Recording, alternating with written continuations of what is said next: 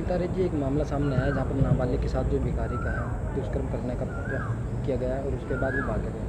क्या मामला था?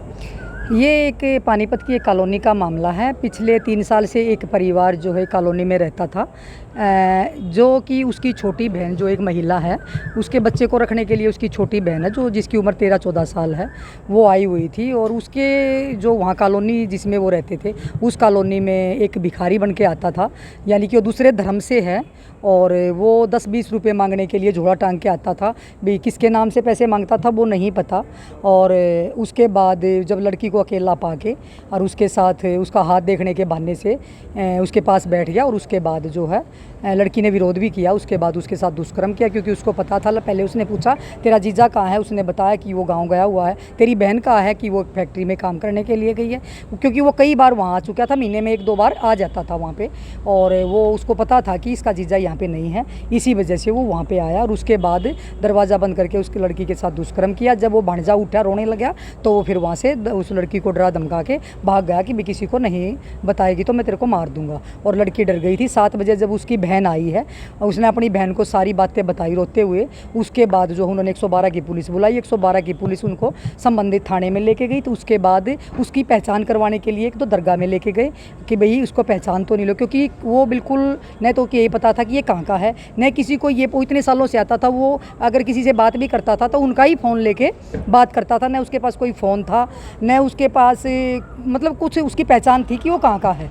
और उसके बाद जो है वो ये करके चला गया था। 3 दिन हो गए थे, यानी कि 30 तारीख की ये बात है। और परसों रात को पुलिस ने उसको गिरफ्तार किया है। और कहने का मतलब ये है कि एक बिल्कुल ब्लाइंड मैं मामला बताऊंगी इसको, कि जिसने उसकी पहचान का पता था, क्योंकि लड़की भी अभी आई थी कुछ समय पहले ही अपनी बहन के पास, वो जानती ही नहीं थी कौन है। और न उसका फ़ोन था, न उसका किसी को पता था ये कौन है, कहाँ का है, क्या है। बिल्कुल ब्लाइंड मामला था और पुलिस ने उसको गिरफ्तार किया। उसके लिए तो मैं सबसे पहले तो पुलिस को भी साधुवाद देती हूँ कि एसपी साहब ने बहुत इस केस को गंभीरता से लिया। क्योंकि जब जो मुकदमा दर्ज करवाया, उन्होंने सिर्फ उसमें ये बताया था कि भाई एक भिखारी जो है बाबा बन के आया है और लड़की के साथ ऐसे ऐसे अनहोनी करके चला गया, जिसका नाम पता कुछ मालूम नहीं है, न कोई फ़ोन नंबर मालूम है। और पुलिस ने बड़ी गंभीरता से उसको लिया। और जो है CIA वगैरह और सारी पुलिस लगी और उसको गिरफ्तार किया। जैसे है व्यक्ति को उसके गांव से रात को उसके घर से ही गिरफ्तार किया है। पुलिस ने CCTV फुटेज को खंगाला। और एक जो एरिया ऐसा भी है, क्योंकि मैं भी खुद CCTV फुटेज चेक करके आई हूँ, एक एरिया ऐसा भी आ गया था कि उसके बाद CCTV फुटेज मतलब वो मामला उससे आगे ख़त्म हो जाता है कि ये पता ही नहीं लगता कि व्यक्ति इधर गया या इधर गया। और उसके बाद ऐसा रोड आ जाता है कि ये सोच भी नहीं सकते कि वहाँ पे CCTV फुटेज है ही नहीं। उसे ये पता ही नहीं कि 4 रास्ते फटते हैं कि भाई वो किधर गया होगा, किस रास्ते से गया होगा हाईवे पे।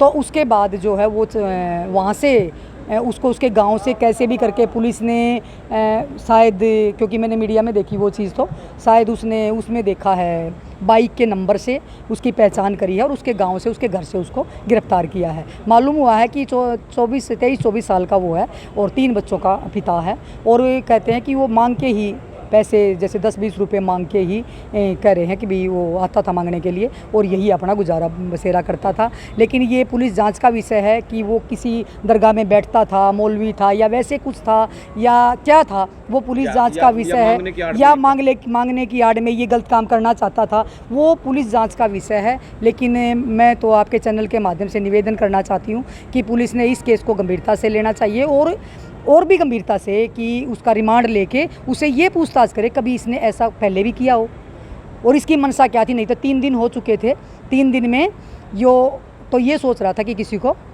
बच्ची बताएगी ही नहीं और डर गई, क्योंकि बाहर के व्यक्ति डर ही जाते हैं और ये डर की ये बताएगी नहीं, वो तो अपने आज़ाद घूम रहा था। और वो फिर भी जाता या कहीं और ऐसा काम वो कर सकता था। लेकिन उससे पहले ही लड़की ने जब परिवार को ये चीज़ें बताई हैं और पुलिस जिससे सतर्क हुई और उसको गिरफ्तार करा। देखिए अक्सर जैसे भिखारी माने जाते हैं बेसहारा लोग हो या हैंडीकैप हो, बुजुर्ग लोग हो, लेकिन देखिए 24 साल का एक जवानी है, तो क्या इसकी मंशा है इसी मामले में कि दुष्कर्म करना? देखो ये पुलिस जांच का विषय है, लेकिन मेरे मन में भी ये शंका है, जिसके लिए मैं अधिकारियों से मिलने आई हूँ, कि एक अनजान व्यक्ति बार बार में वहाँ पे कॉलोनी उस जगह, अगर तो उसने भीख मांगनी है तो वो ऐसी जगह मांगे जहाँ पे एरिया है, जैसे तहसील कैंप है या भाई और किसी कॉलोनी है, कोई बड़ी कॉलोनी, कहने का मतलब ऐसी जगह, या किसी गांव में जाके मांगे। एक ऐसी जगह है भीख मांगने जाना जहाँ पे लेबर क्वार्टर बना के किसी एरिए में लेबर क्वार्टर बना देते हैं और उसमें 10 20 30 50 कमरे बना देते हैं और उनमें जाके वो चीज़ मांगना, वो तो खुद दिहाड़ी मजदूरी करने वाले हैं, वो 10 20 रुपये कमा के उनको देंगे अपने में से, तो वो कहीं ना कहीं शंका का विषय है। और मैं तो आपके चैनल के माध्यम से आपको पूरा पानीपत देखता भी और सुनता भी है, आपके चैनल के माध्यम से सबसे निवेदन करूंगी कि इस तरीके से कोई भी भीख मांगने के लिए या कोई भी ऐसे बाबा बन के या कोई भी किसी भी धर्म का, जरूरी नहीं एक धर्म का, किसी भी धर्म का ऐसे आता है और आपको लगता है कि ये अनजान है और इसको कोई नहीं जानता और अपना नाम पता वो कुछ नहीं बताता, इस तरीके का आता है तो तुरंत अपने संबंधित थाने में उसकी शिकायत करनी चाहिए। देखिए, एक पीड़ित परिवार है तो आप पीड़ित परिवार से मिलोगे, क्या बीत रही है उन पे, क्या कुछ बात हुई आपको? बिल्कुल, वो अकेली लेडी है क्योंकि जो कॉलोनी बनी हुई है उसमें 8-10 कमरे एक तरफ, 8-10 कमरे एक तरफ, जैसे 15-16 कमरे नीचे, यानी 3 मंजिल 4 मंजिल वो बनी हुई है वो कॉलोनी। और उसमें जो उसकी लाइन में जितने भी कमरे हैं, यानी कि जैसे 8 कमरे हैं, इसमें एक ही परिवार पूरा रहता, नहीं तो सारे छड़े रहते हैं लड़के।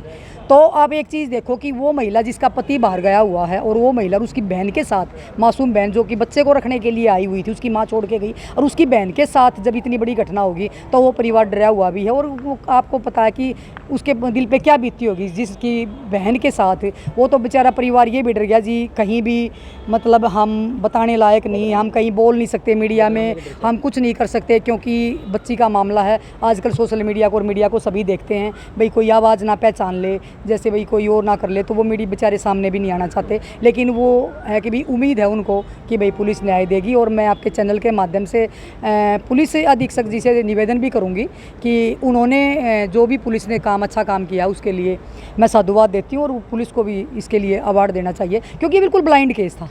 जैसे मैंने देखा ये बिल्कुल ब्लाइंड, जिस तरीके से डेरे का मामला था कि बिल्कुल ब्लाइंड था, ऐसे ये बिल्कुल ब्लाइंड केस था। जिस तरीके से हम हमेशा ही पुलिस को कहते हैं कि पुलिस अच्छा काम नहीं करती, अच्छा काम नहीं करती, लेकिन ये काम पुलिस ने अच्छा किया, तो इसके लिए मैं उसको सराहूंगी। श्वेता जी, आपने बच्ची की काउंसलिंग की है, डरी हुई सहमी हुई? बिल्कुल बिल्कुल, बच्ची है ना, बिल्कुल ही वो कह रहे 14 साल की, लेकिन मेरे को नहीं लगती वो 14 साल की बच्ची है वो, बिल्कुल मेरे को, क्योंकि उसकी डेट ऑफ बर्थ 2017 की आधार कार्ड में है, लेकिन वो उस हिसाब से तो वो 9 ही साल की है, लेकिन 9 की तो नहीं है, मतलब 12 की 13 हाँ इतनी है।